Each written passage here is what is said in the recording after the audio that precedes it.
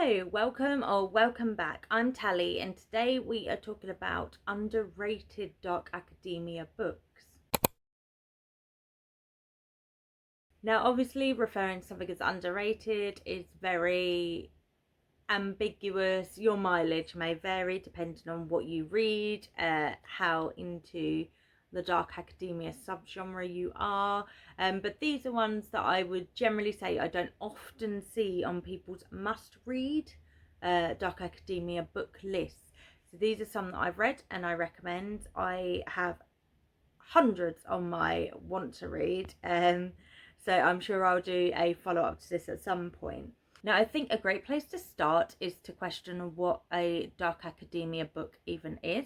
The location of a dark academia book is quite important. Typically, an academic institution, a prestigious university serves as a setting for one or more several crimes or tragedies, the perpetrators, motives, and consequences of which are usually revealed as the plot unfolds.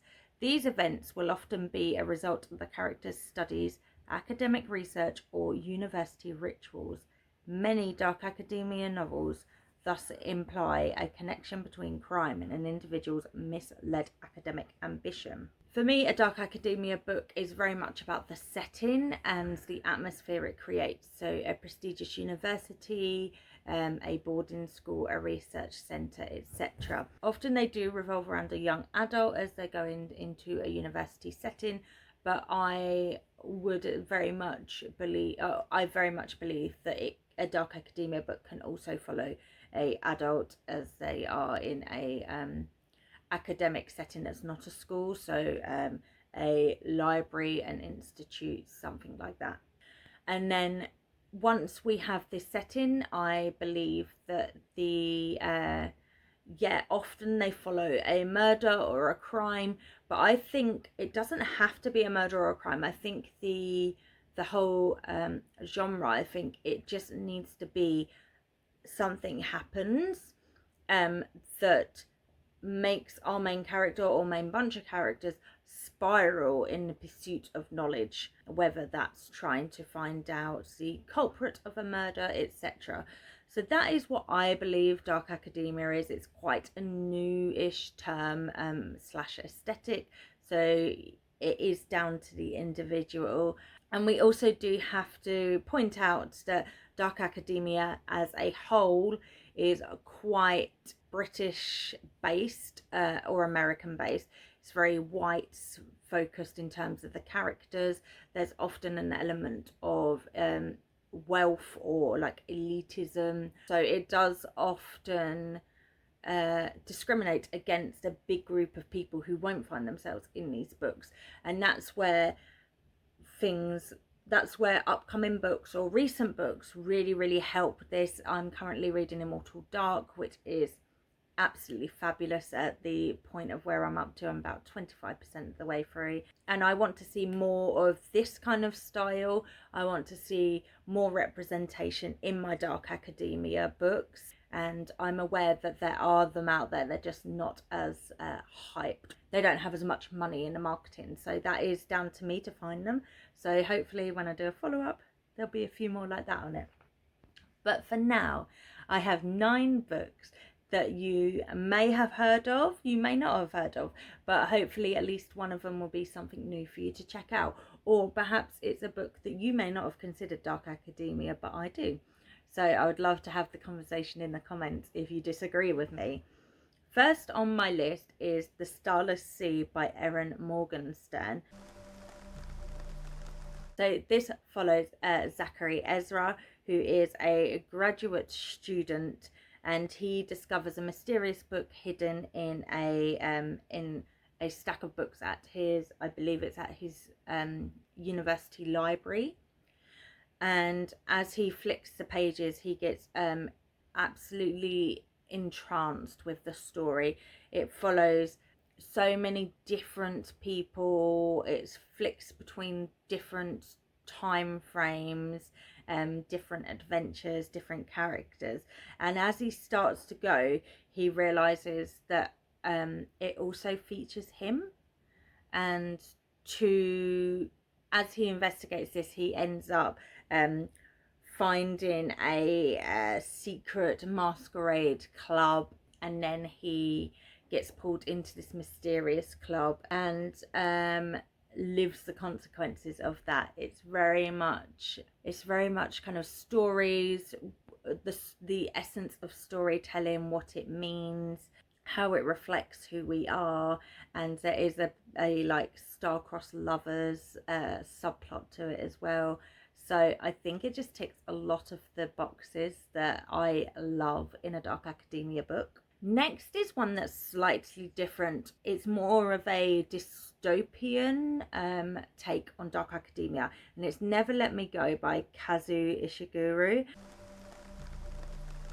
So this follows a collection of young people in England, and they go to a very kind of elite boarding school. They have no real communication with the outside world. They don't have families. Due to their very limited contact with the outside world, they basically live in this kind of bubble, and they question slash imagine what life will be like outside when they finish school. There's like a mystery element to it of what happens when they finish school and when they grow up, and it is told in non-linear timeline.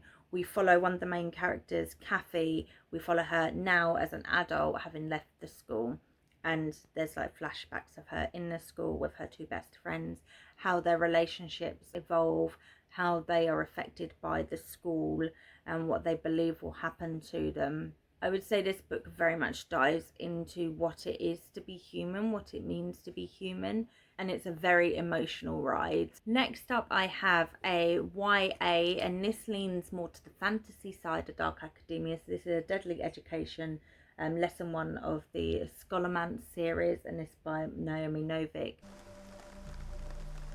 So this follows Elle, who goes to a magic school, a magic boarding school, and everyone that attends there have some sort of magic.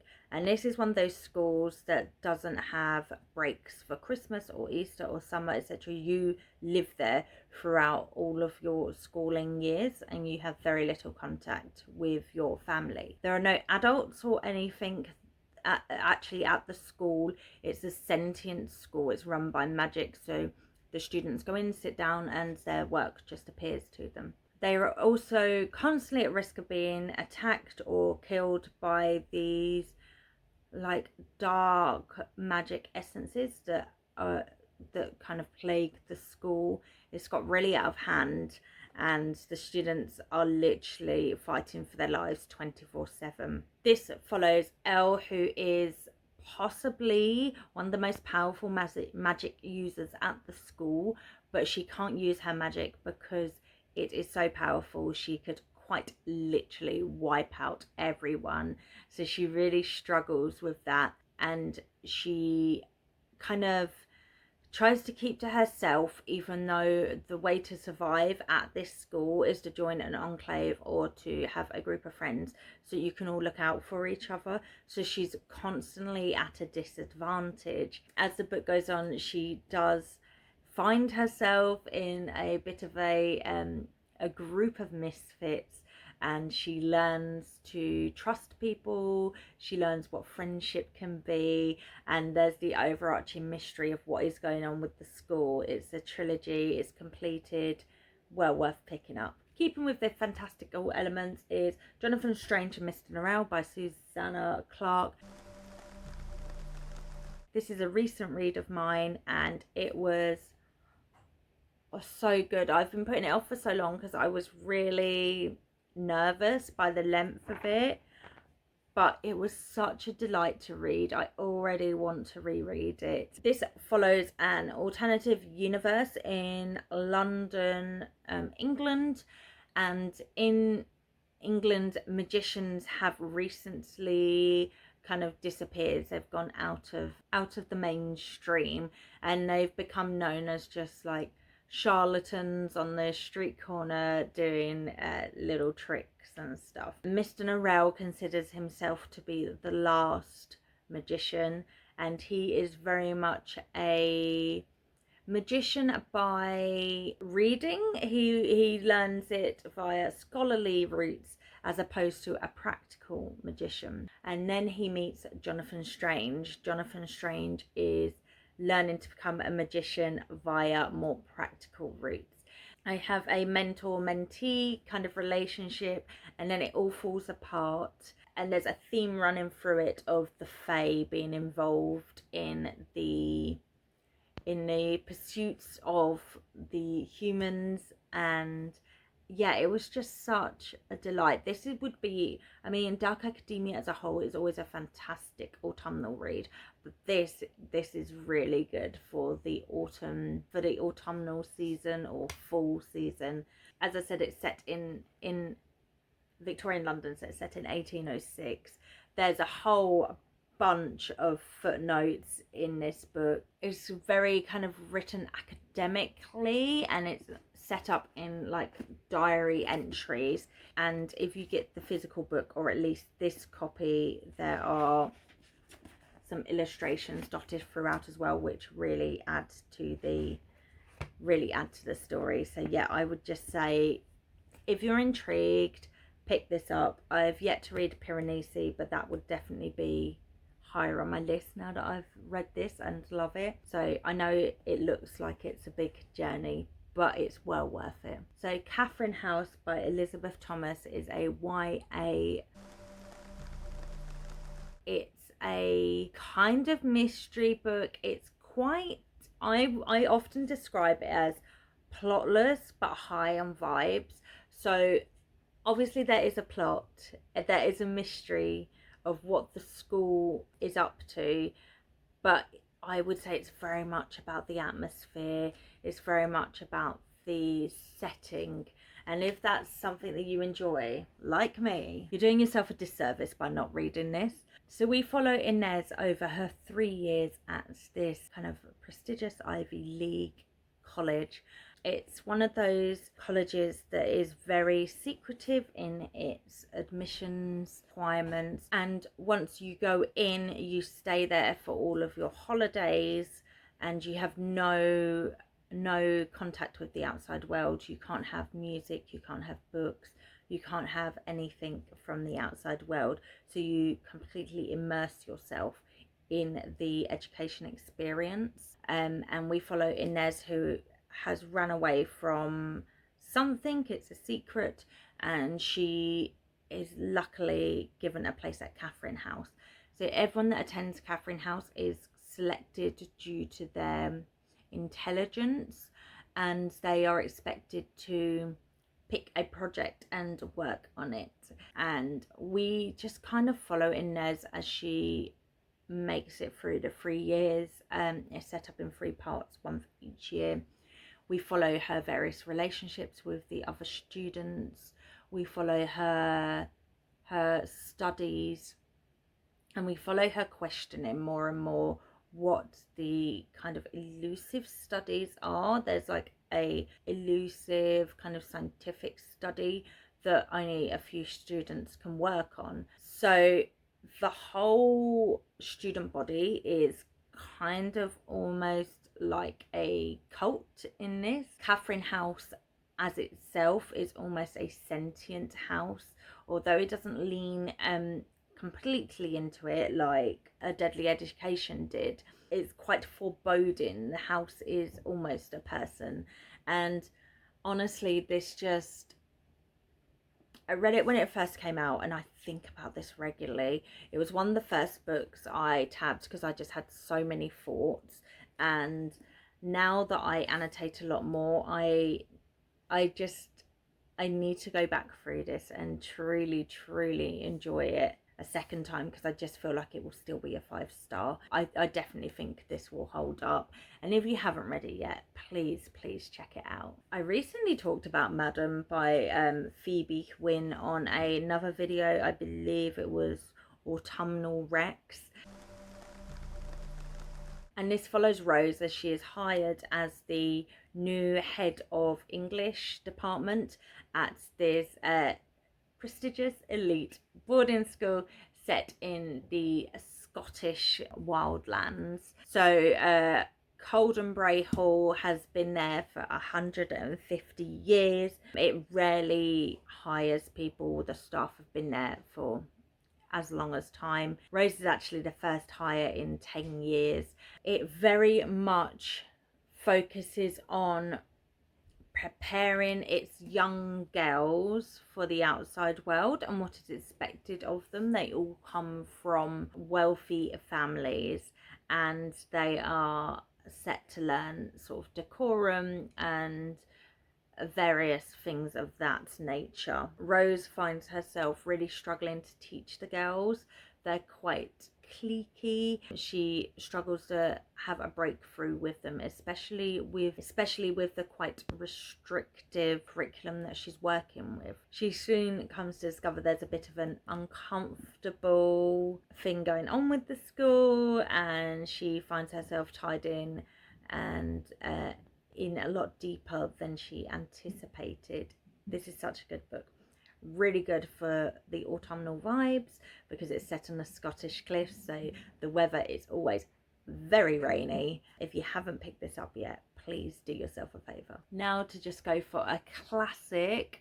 This is probably one that a lot of people have read or at least have seen the film of. I can't remember if there's 2 films, but at least there's 1 film. But you may not have considered it a dark academia and you may not have read it for a long time. So The Picture of Dorian Gray by Oscar Wilde.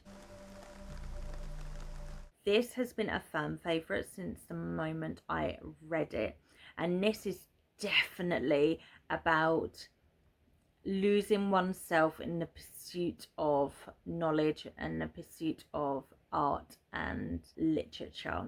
And we follow the titular Dorian Gray as he enters the London scene in 19th century England, and he is a young, naive, handsome man with prospects, and he basically gets sucked into the seedier side, the darker side of what London has to offer, and he finds himself losing his entire humanity to it. If you haven't read this, please pick it up. It's not that long.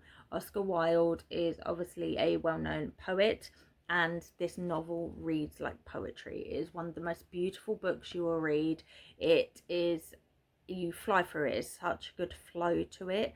And if you haven't picked this up yet, please do, or take this as your sign to give it a reread if it's been a while. Editing tally, just popping in because I realised I forgot to talk about one of my books, despite having it in the pile of books, despite taking a thumbnail with it, holding them all up at the beginning and end of the video. The Library of Shadows by Rachel Moore. This is a YA dark academia, and we follow Estee, who gets into a prestigious boarding school as her father attended there. He actually left in the middle of the night and he has now passed, and it is a mystery as to what happened. She gets offered a place because her father attended, and she is determined to find out what happened to her father. She gets a job in the school library and she meets Matteo, who she quickly discovers is a ghost. He is actually stuck in the library until his spirit has been released or until someone solves his murder. He actually has a group of other ghosts in the same situation. He's from the 1920s, and Estee can see them and takes it upon herself to try and solve the crime. There's like secret societies, ghosts, lots of research. Yeah, it's a really good book. It reminds me of a video game. I can't remember what it's called. If I can remember, I'll pop it up here. The video game plot was very good and I really enjoy it. The game itself is extremely glitchy and buggy, so I don't know if it's worth trying out. But yeah, so there's a romance between the two, very enjoyable. Rachel Moore has a new book that's just come out. I'm actually waiting for Amazon to deliver it, which is more of a summer read, and I believe that follows like a statue, an ancient Greek statue or something that comes to life. So I think she's just really cornered this kind of corner of the market, and this one is just such a underrated gem in the dark academia YA space. So well worth picking up if you haven't already. The last book on my list is a mystery crime book, so it's just mixing the genres up a bit, and this is True Crime Story by Joseph Knox. So this is a true crime fictional story following Zoe, who disappears from her Manchester University dorms, and this is Joseph Knox who is also a fictional character in the book. He is investigating what happened years later and trying to get to the bottom of it. It's done through interviews, it's mixed media, they've got news articles in it, they've got like newspaper clippings, they've got images from Facebook, etc. This is one of those books that I just could not put down. It got right under my skin. I listened to it as an audio and tandem read it, and I must admit, for me, that was the best experience for this book, and anyone else I've seen discussing this book also says the same. So I know it seems quite wasteful to get the physical and the audio, but if it is a possibility, I strongly recommend it for this book. Joseph Knox himself is actually a character in the book as well. He gets tied into the missing persons investigation as well. At the very start, there is a publisher's note, which is supposedly from Penguin Random House, just explaining the author's involvement in the story. It's a really, really interesting way to approach a topic like this, and I just think it encapsulates a lot of a more contemporary, less fantastical dark academia book. And so yeah, if you haven't picked this up, I would obviously recommend. So that's my list of underrated dark academia books.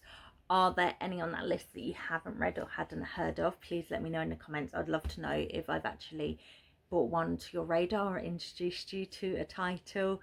All of these are absolutely fantastic. They're 5-star books in my opinion, and I really think they capture the essence and the atmosphere and the vibe of a autumnal dark academia book slash setting. Please drop any other recommendations you have in the comments, and if you want to speak to me more, you can follow me on Instagram or TikTok.